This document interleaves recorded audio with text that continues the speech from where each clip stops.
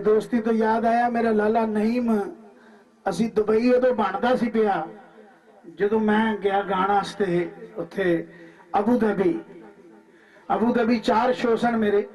इस गल मेरा 20 साल 22 साल हो गए जी। मैं उदो नवा गाउन च गया तो मैं नवा बाहर जान लगा। मैंने जो बाहर लैके गए तो उत्थे 4 दिन पाकिस्तानी सेंटर च मैं गाया और उस दौर तो लैके अज तक असी वाह छड़ी सी पूरी यूएई जिन्हों कहते ने दुबई सारिया सड़कों से मैं गांदा हुंदा था, कल्ला ही गड्डी चलांदा सी। कई वारी गड्डी से मैं सौ जांदा सी सुन के ते गड्डी पटड़ियों लै जांदी सी।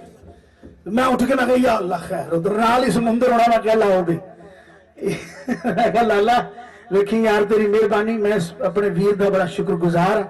मेरे इलाके की जियारत कराती, मेरे वालिद उस इलाके की जिथे मेरे प्यो के कदम लगे ने, जिथे मेरे वालिद साहब दी यादां ने।